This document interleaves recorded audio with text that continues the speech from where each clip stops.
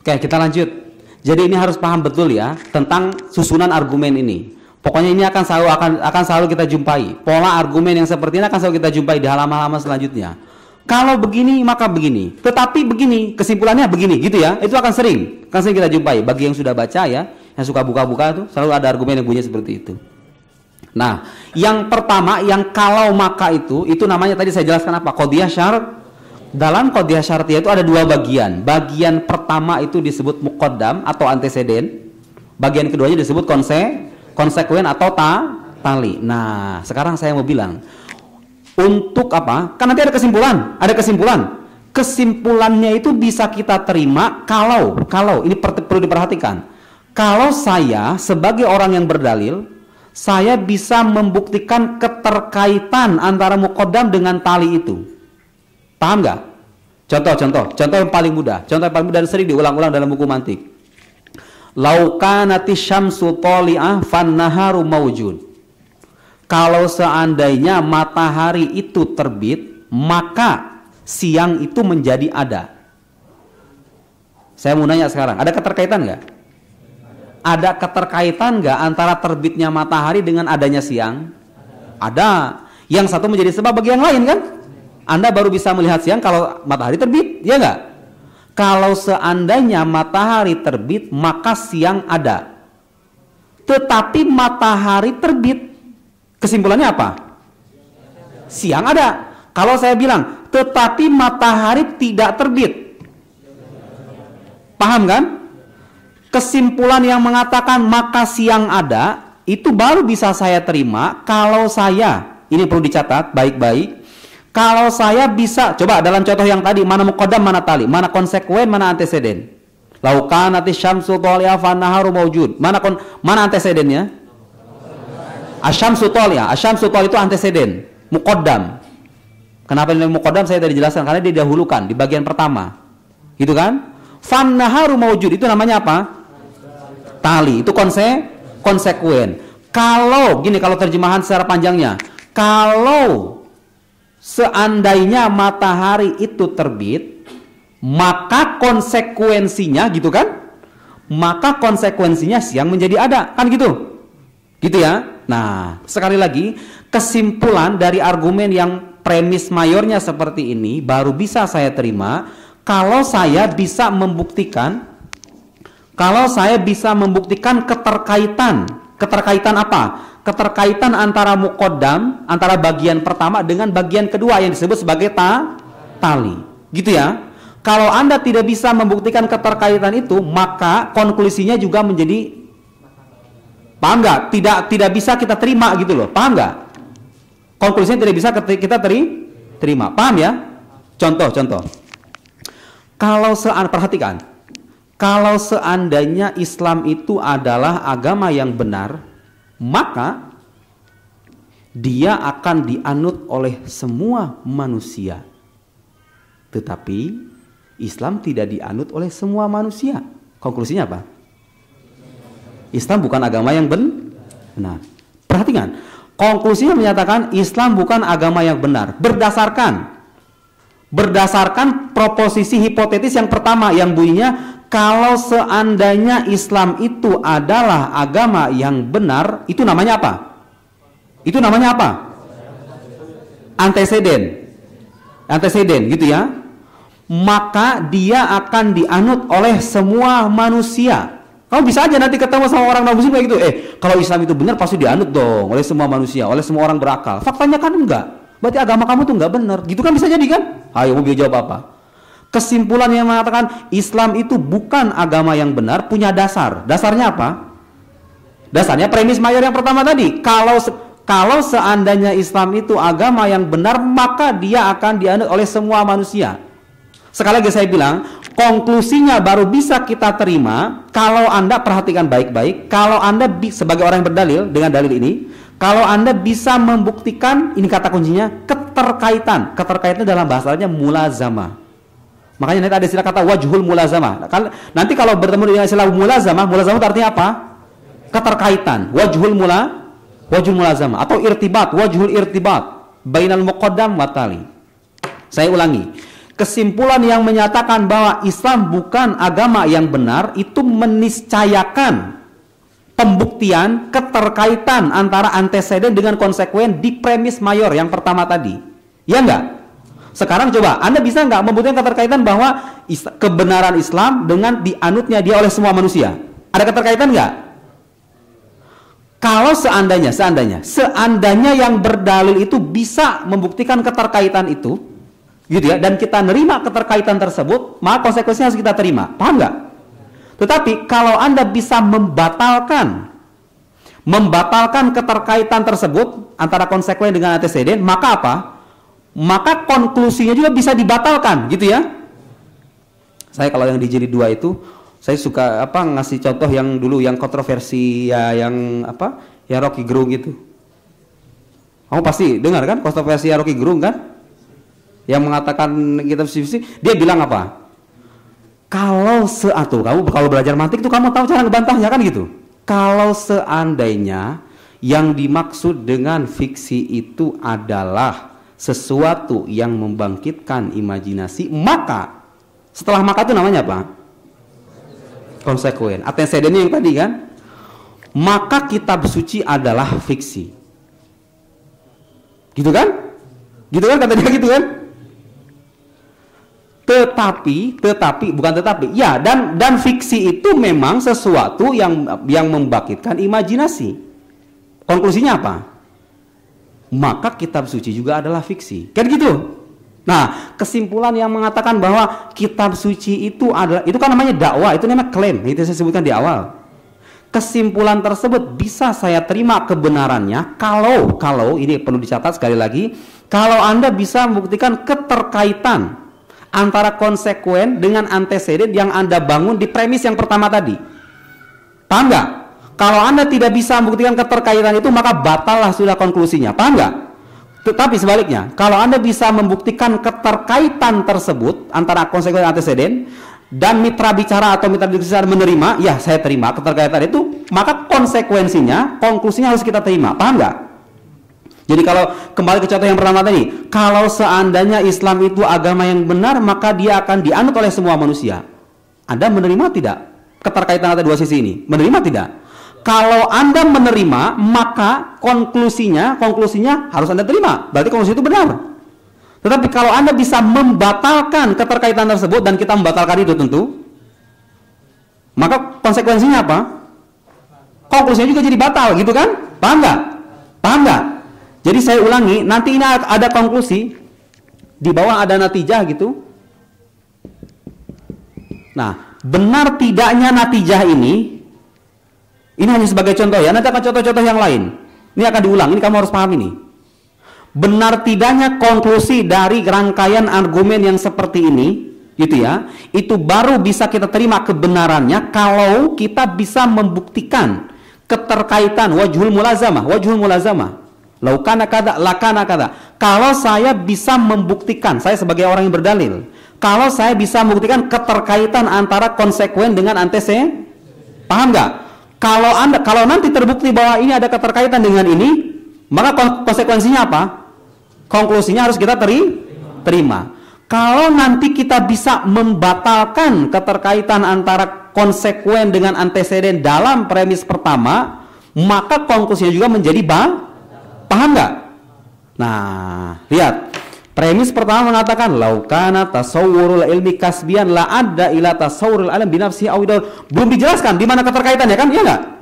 Kan dia bilang kalau seandainya, perhatikan, kalau seandainya penggambaran hakikat ilmu itu bersifat spekulatif artinya butuh penjelasan, butuh pada definisi, maka konsekuensinya ada dua. Ima ketika itu ilmu didefinisikan dengan dirinya sendiri, atau terjadi apa? Daur, vicious cycle itu, gitu ya. Nah sekarang kan belum dikasih penjelasan di mana letak keterkaitannya, ya enggak? Konklusinya bisa saya terima, gitu ya. Kalau apa? Itu masuk akal nggak? Saya mau nanya, itu masuk akal nggak? Hah? Masuk akal nggak? Ketentuan bahwa konklusi yang nanti di akhir itu bisa saya terima kalau di awal ada keterkaitan antara ini dengan ini, bisa diterima nggak? Masuk akal nggak? Iya dong, iya dong. Kalau seandainya Arsenal itu Atau gini, kalau seandainya Indonesia itu adalah negara yang maju, maka apa misalnya? Apa coba ada cari sesuatu yang keterkaitan antara kemajuan satu negara dengan apa misalnya? Maka rakyatnya akan sejahtera.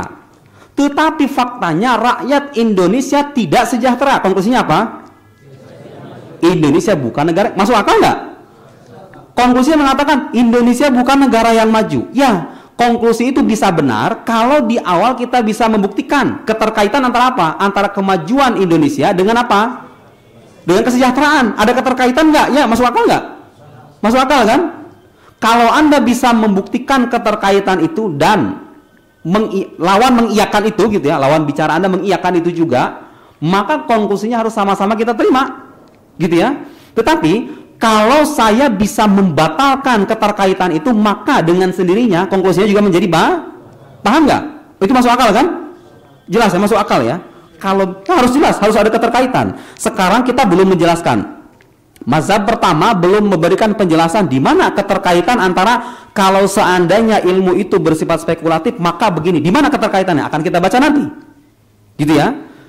Sekarang kita perjelas argumennya dulu. Lakinna tali, sekali lagi tali yang mana? Tali yang mana? Yang ini nih. Tasawwurul alam binafsihi, dan daur ini batil. Lihat. Kalau saya membatilkan, kalau saya nanti terbukti ya, kalau yang mazhab pertama ini, kalau misalnya ada orang menganut mazhab yang pertama ini, dan kemudian menyertakan argumen ini, ketika dia mengatakan kalau begini maka begini, maka seperti yang saya bilang, pertama harus dijelaskan keterkaitan antara ini dengan ini, jelas ya. Yang kedua, ketika beliau mengatakan lakinna tali batil, harus dijelaskan di mana letak kebatilannya, ya nggak? Masuk akal nggak? Masuk akal kan? Lakinna tali batil. Jadi kalau nanti terbukti, lihat, kalau nanti terbukti bahwa ini dengan ini ada keterkaitan, kemudian terbukti juga bahwa konsekuen dari premis ini juga batil, maka konsekuensinya apa? Konklusinya juga harus kita terima kebenarannya. Paham nggak? Tetapi sebaliknya, kalau saya sebagai orang yang bisa mengkritik, atau kalau kita bisa membatalkan keterkaitan antara muqaddam dengan tali dalam premis pertama ini, dan kita juga bisa menolak kebatilan dari ini premis minor ya, dari premis minor ini, maka dengan sendirinya konklusinya juga bisa kita tolak. Paham ya? Jelas nggak? Ketika beliau mengatakan lakinna tali batil, ini dikatakan batil, ya jelas dong. Kalau benar ini batil, maka apa yang menyebabkan fama ada ilahi, kan ada kata begitu kan? Lihat, lakinna tali batil, fama ada ilahi. Fama ada ilahi itu maksudnya yang mana?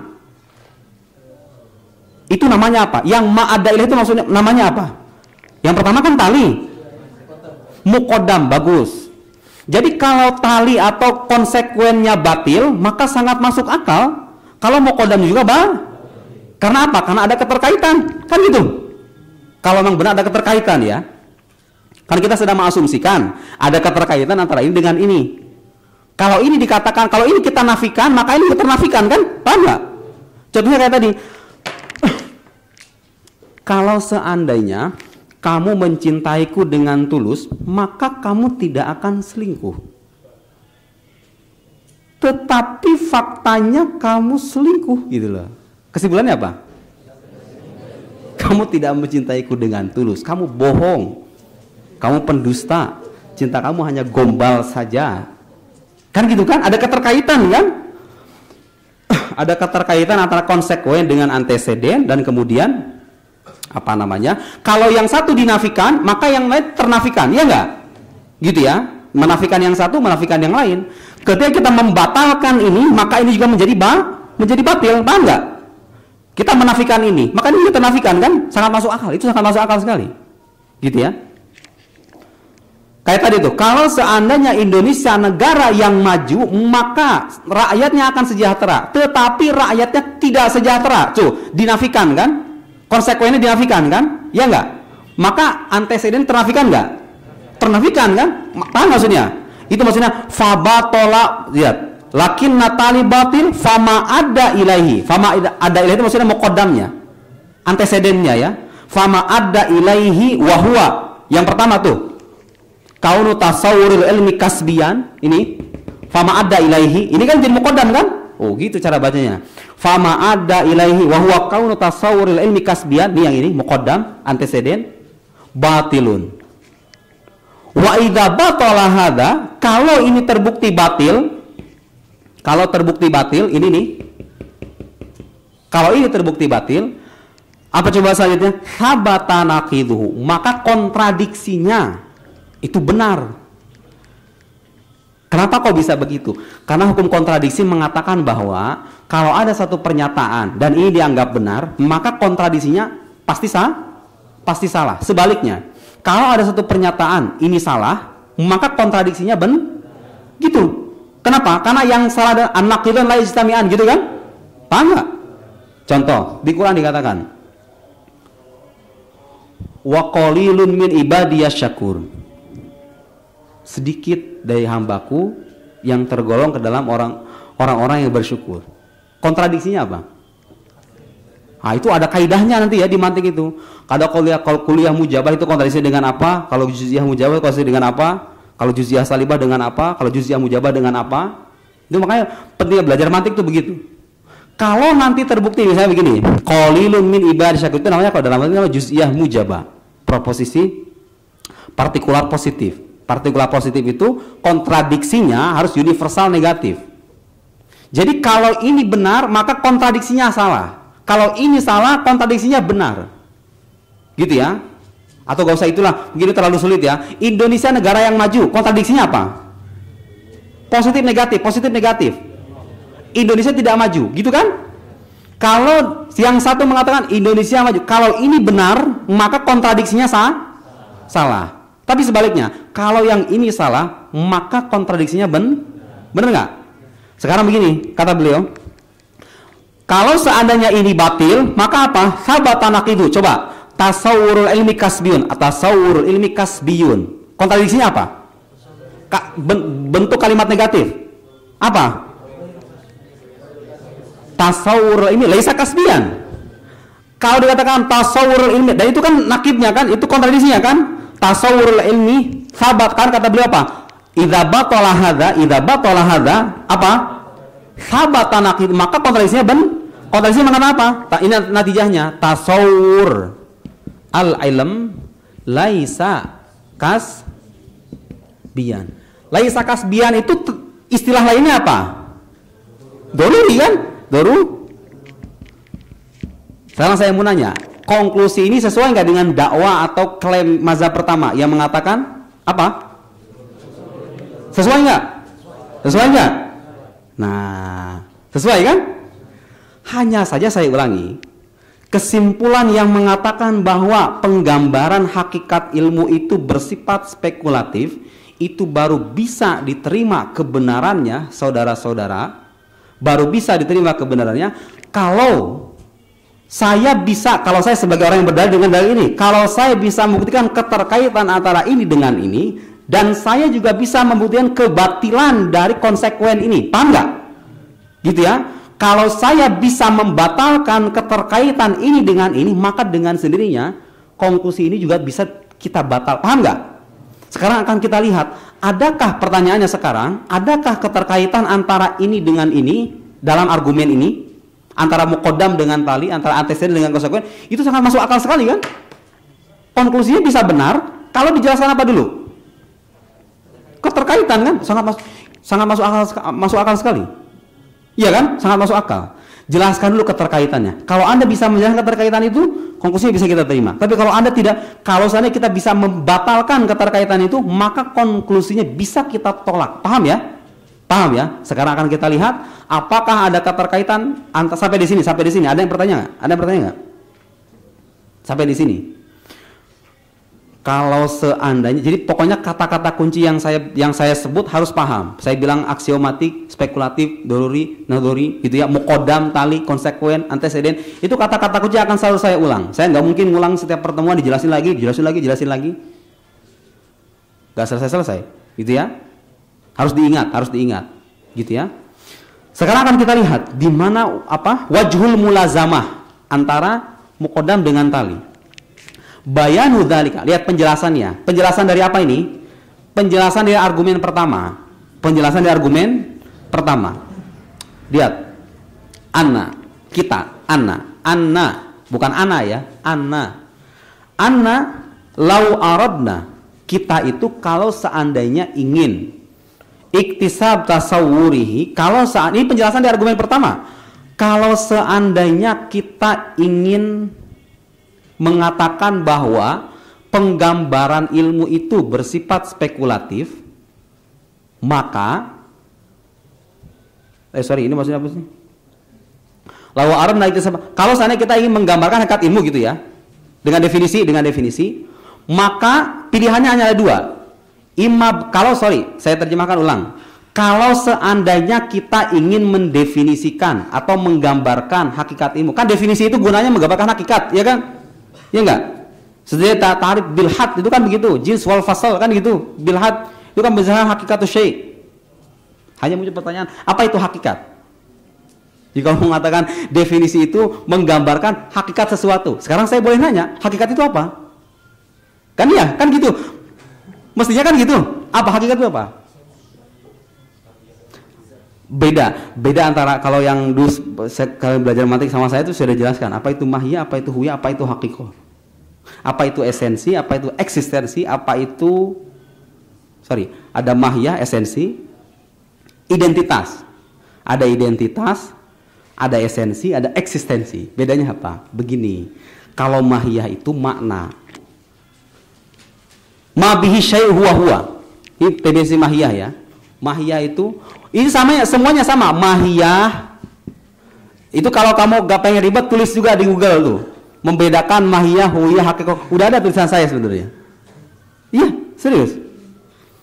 Mahiyah itu mahiyah, huyah dengan hakikoh itu definisinya sama. Apa? Ma bihi asyai huwa.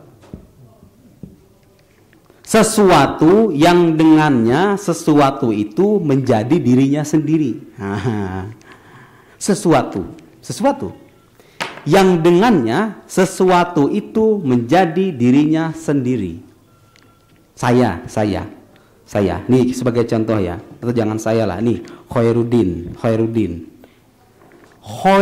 itu bisa dilihat dari 3 aspek. Khairuddinnya satu, orangnya satu. Tapi bisa dilihat dari 3 aspek. Pertama, kalau saya bertanya, apa bukan siapa ya? Apa itu Khairuddin? Jawabannya apa? Huwa insan mahiyah. Karena dia makna kan? Makna yang dengannya dia itu Khairuddin itu bisa menjadi Khairuddin karena dia berupa manusia, gitu kan? Ma bihi syai' huwa. Nanti soal rinciannya mungkin nanti bisa saya jelaskan di pertemuan lain. Sekarang kita punya banyak waktu. Tapi sebagai penjelasan singkat aja. Itu mahiyahnya insan. Hakikoh itu apa? Bi'tibar tahaqquqi fil kharij. Adanya dia di alam, di realitas, di alam nyata gitu ya. Nih ada Khairuddin begini, itu namanya apa? Hakikoh. Sementara huyahnya itu dia berdasarkan identitas atau yang membedakan dia dengan yang lain. Berdasarkan perbedaan dia dengan yang lain, itu namanya identitas kan ciri yang bedakan dengan yang lain, itu namanya huwiyah. Oke lah, saya tahu itu belum terlalu jelas, tapi secara singkat begitu. Hakikoh itu artinya sesuatu yang dengannya sesuatu itu menjadi dirinya sendiri, gitu loh. Udahlah, paham atau nggak paham itu soal belakangan lah, gitu kan. Kalau kita ingin mendefinisikan atau menggambarkan hakikat ilmu, maka ada 2 pilihan. Lakana imma binafsihi, imma kita mendefinisikan ilmu dengan dirinya sendiri, atau apa? Wa imma bi ghairihi, atau kita mendefinisikan ilmu dengan sesuatu yang lain. Gitu ya. Silakan dihapus, silakan. Sekarang ini paham nggak? Sebelum saya hapus, ada pertanyaan di sini nggak? Ada ketidakjelasan nggak? Saya kira jelas ya, bahwa konklusinya mengatakan begini, gitu kan? Dan kemudian dijelaskan kalau begini maka begini. Dan saya katakan tadi, konklusinya bisa kita terima kebenarannya kalau yang berdalil dengan dalil ini bisa membuktikan keterkaitan antara ini dengan ini. Kalau dia tidak bisa atau kita bisa membatalkan, maka dengan sendirinya konklusinya bisa kita batalkan. Paham ya? Paham ya? Silakan dihapus.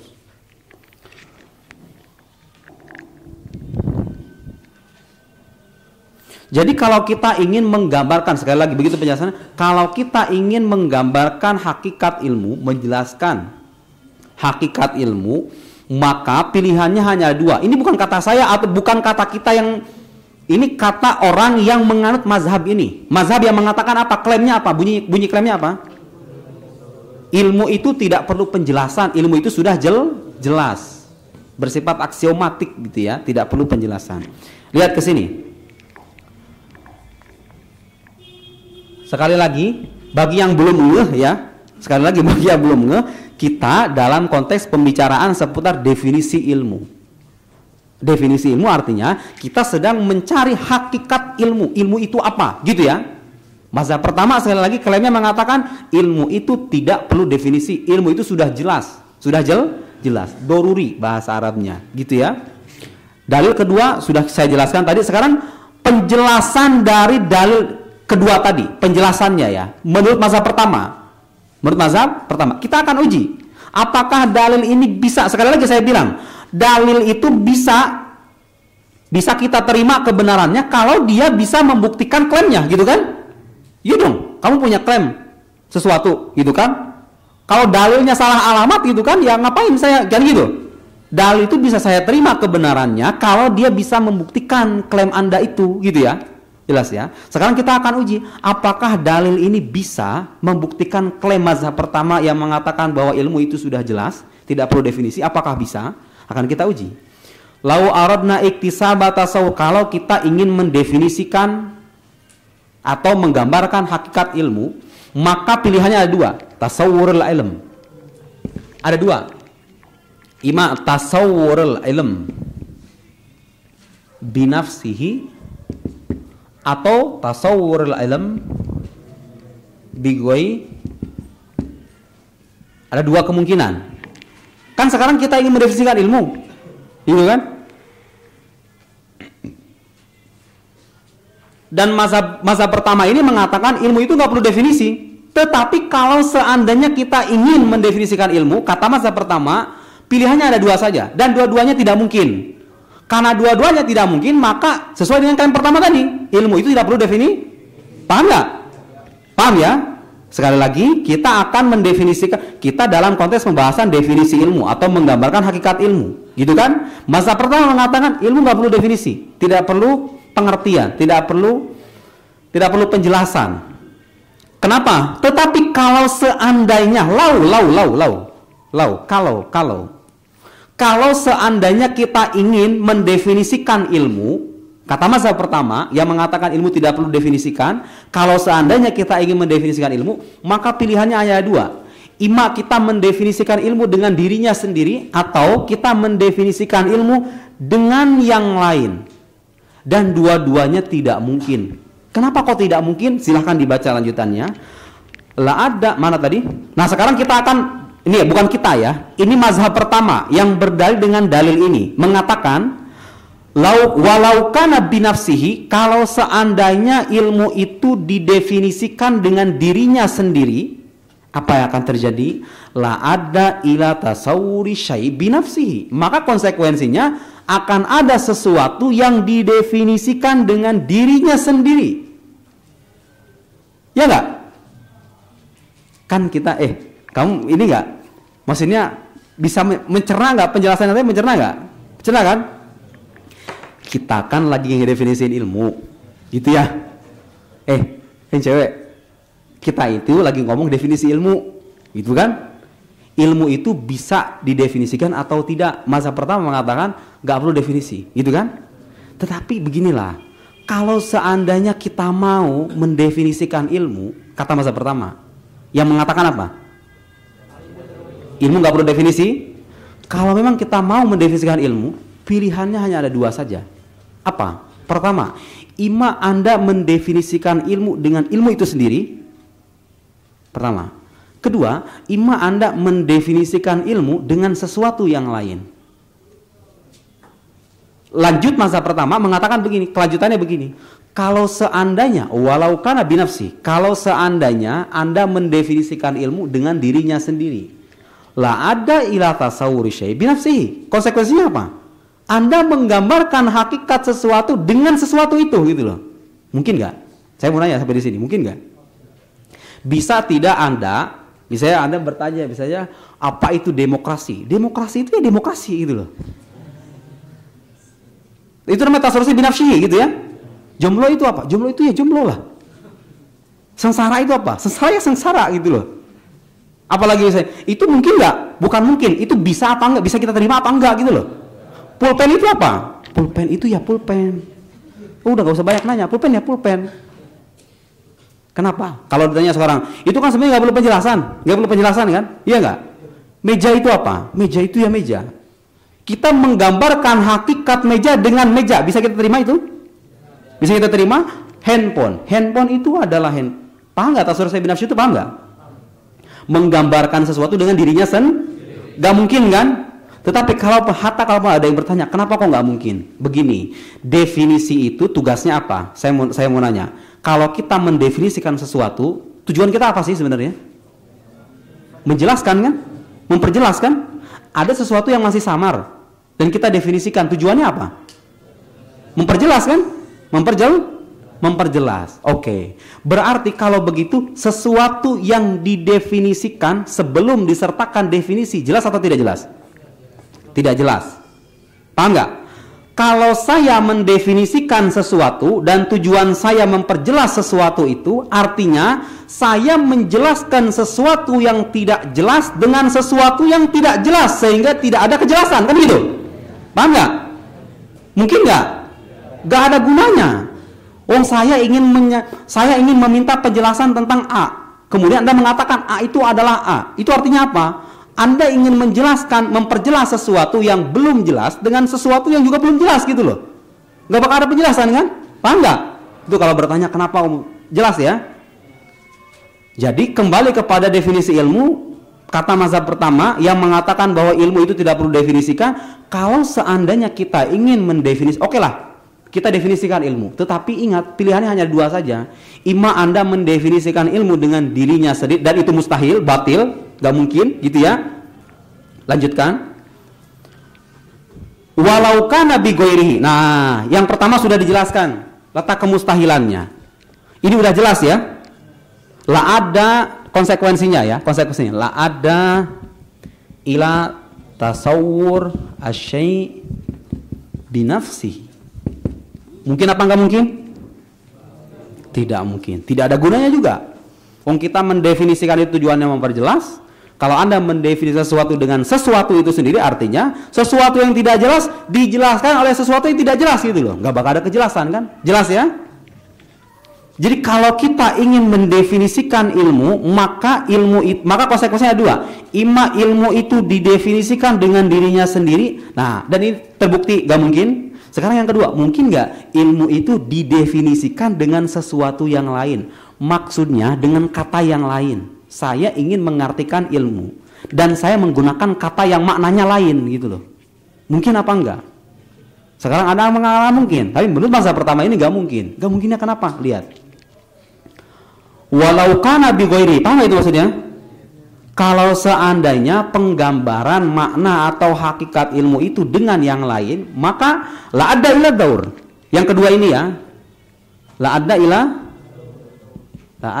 ila daur. Dan daur juga mustahil. Hanya saja begini, kita sebagai orang yang menyimak dalil ini akan boleh bertanya begini, di mana konsekuensi, di mana keterkaitan antara daur dengan ini gitu loh. Benar nggak? Masuk akal nggak? Kalau ada orang berdalil dengan ini nih, oke. Kalau Anda misalnya begini ya, ada orang di hadapan saya berdalil dengan dalil ini. Saya mengatakan ilmu itu bisa didefinisikan, yang orang di hadapan saya ini mengatakan ilmu tidak perlu didefinisikan. Kemudian dia berdalil, dalilnya yang ini. Oke, Anda misalnya kepada saya, kalau dia misalnya mengatakan kepada saya, kalau Anda ingin mendefinisikan ilmu, maka pilihannya ada dua. Kata siapa? Kata mitra bicara saya. Pilihannya dua. Ima Anda mendefinisikan ilmu dengan dirinya sendiri dan itu mustahil, sudah terbukti mustahil, tidak mungkin. Atau Anda mendefinisikan ilmu dengan sesuatu yang lain, artinya dengan kata yang lain, dengan kata yang maknanya lain. Dan itu juga ada ila daur. Itu akan berkonsekuensi pada daur. Itu ya. Kata siapa? Kata orang yang berdalil ini. Kan saya sebagai orang yang menyimak dalil akan berkata begini. Boleh bertanya begini. Oke. Kalau yang pertama saya terima, memang ini nggak mungkin, ya kan? Kita sepakat kan? Ada nggak yang menolak ini? Bahwa mendefinisikan sesuatu dengan dirinya sendiri itu nggak mungkin. Ada yang menolak ini? Tidak ada ya. Semua kita sepakat ya, tidak mungkin ya. Tetapi soal yang kedua ini, yang berdalil tadi mengatakan kalau Anda mendefinisikan ilmu dengan sesuatu yang lain, maka akan berkonsekuensi pada daur. Sekarang saya boleh bertanya, di mana letak keterkaitan itu? Iya enggak? Paham enggak? Jelas kan? Kalau saya bisa membatalkan, perhatikan baik-baik. Kalau saya bisa membatalkan keterkaitan ini, maka konklusi atau klaim dia bisa saya batalkan, iya enggak? Tetapi kalau saya tidak bisa membuktikan, kalau saya tidak bisa membatalkan keterkaitan ini, maka mazhab kita akan selaras dengan mazhab pertama yang mengatakan apa? Bahwa ilmu itu tidak perlu didefinisikan. Paham nggak? Artinya apa?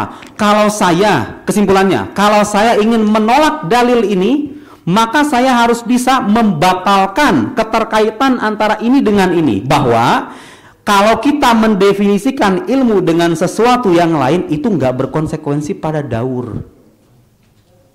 Saya harus bisa membuktikan itu. Paham nggak? Jelas ya? Jelas. Ini seru ini. Seru tentu bagi pusing nggak?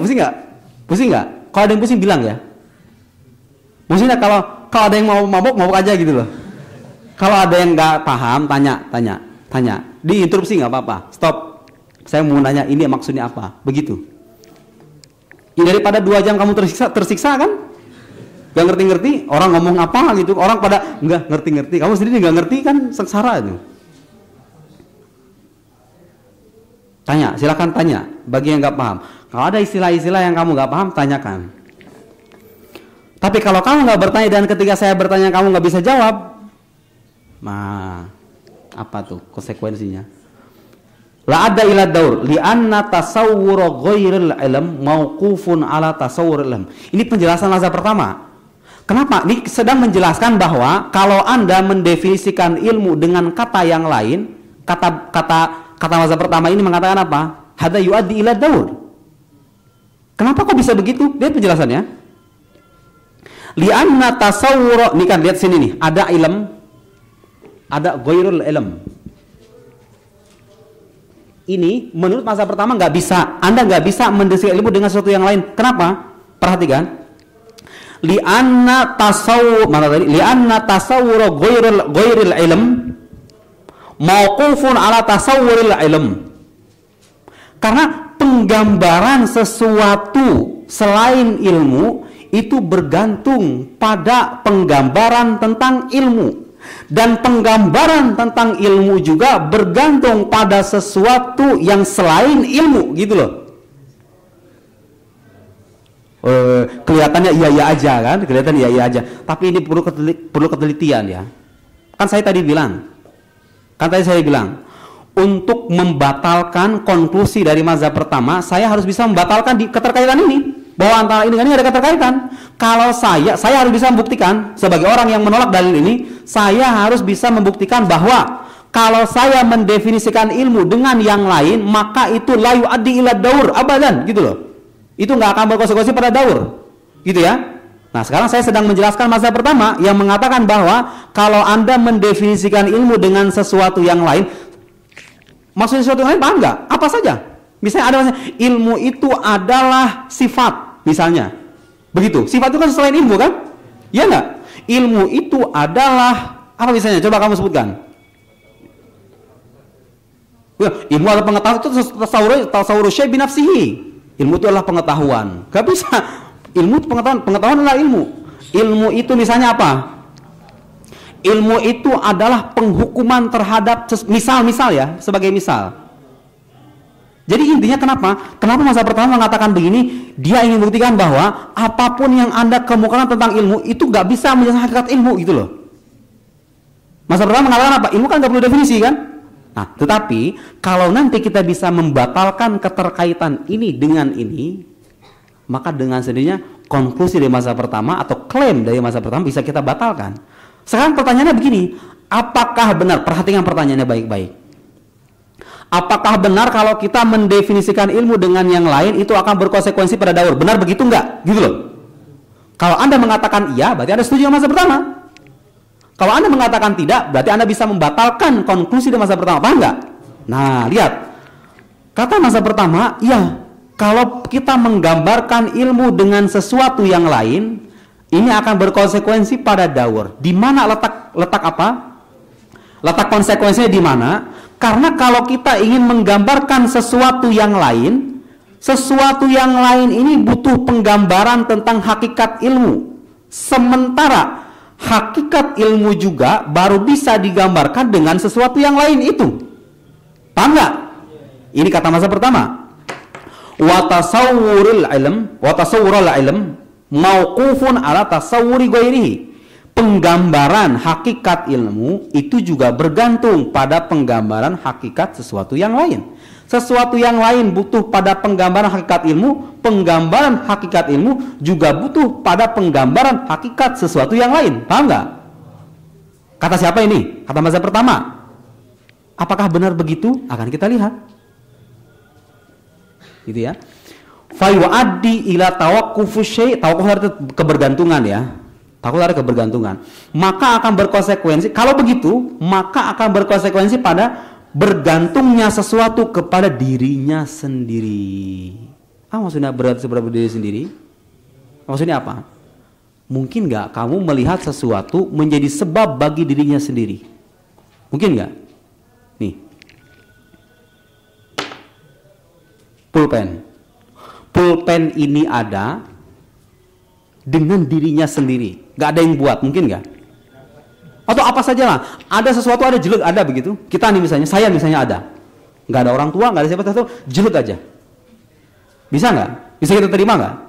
Ada sesuatu, dia menjadi sebab bagi dirinya sendiri, gitu loh. Pulpen ini jatuh.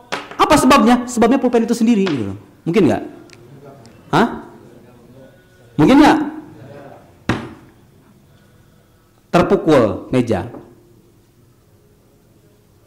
Sebabnya apa? Sebabnya adalah terpukulnya meja itu sendiri. Mungkin nggak? Gak mungkin. Yang menjadi sebab itu harus sesuatu yang lain kan? Paham nggak? Paham nggak? Jelas ya? Nah, ada fayu'adi ila tawaqqufus syai' ala nafsihi. Maka konsekuensinya akan ada sesuatu yang bergantung pada dirinya sendiri. Dia menjadi ilat bagi dirinya sendiri. Wahada daur. Nah, ini daur. Daur itu nggak mungkin mah begitu ya. Karena akan ada sesuatu kayak begini, kayak tadi saya beri contoh. Tadi sudah saya kasih contoh kan, nggak mungkin kan? Ada sesuatu dia baru bisa terwujud dengan sesuatu yang lain. Tetapi dalam saat yang sama, sesuatu yang lain ini baru ada dengan adanya sesuatu itu. Mungkin nggak? Nggak mungkin, nggak mungkin. Pontang-panting kemana-mana pun nggak mungkin, nggak bisa. A, B, A baru bisa ada dengan adanya B baru bisa ada dengan adanya A dengan B. Kapan adanya kalau begitu kan? Iya nggak? Paham nggak? Ada lagi nanti namanya daur mudmar. Daur mudmar itu begini, A, B, C, D. A bergantung pada B bergantung pada C bergantung pada D bergantung pada A. Mungkin nggak? Gak mungkin juga ya. Ya soal kamu bertanya di mana letaknya itu saya jelaskan itu. Silakan dicek aja itu ya. Penjelasan tentang daur itu sudah saya jelaskan. Oke, intinya mazhab pertama mengatakan kalau Anda mendefinisikan ilmu dengan sesuatu, dengan kata yang lain maksudnya, maka konsekuensinya apa? Konsekuensinya akan sesuatu yang lain itu bergantung pada penggambaran hakikat ilmu, dan penggambaran hakikat ilmu juga bergantung pada sesuatu yang lain, gitu loh. Wahada daur, wa daur mustahil. Karena daur mustahil, fama ada ilahi batil, gitu ya. Karena itu kesimpulannya apa? Ilmu nggak bisa definisikan. Dan ini sesuai dengan klaim mazhab pertama. Wahwa batil. Wayudfa dalik. Nah, kalau ada kata wayudfa itu artinya wayurod. Dibantah. Dalil yang pertama ini, yang kedua ini, dalil yang kedua ini bisa kita bantah dengan bantahan sebagai berikut. Perhatikan, ini sebenarnya kalian saya bingung ya. Sebetulnya ini apa? Bantahan ini bagus. Jadi mengasah ketelitian kita, hanya saja kita baru bisa menyingkap itu kalau kita paham argumennya. Makanya saya preteli dari awal tuh biar paham gitu ya, konsentrasi makanya saya preteli dari awal biar paham di mana letak kelemahannya, di mana bisa kita cari celah gitu loh. Kalau kamu kalau berhenti sampai di sana, kira-kira mengiyakan nggak argumen yang pertama tadi? Ya, kalau ilmu itu kalau definisikan pilihannya dua saja. Bang, bener.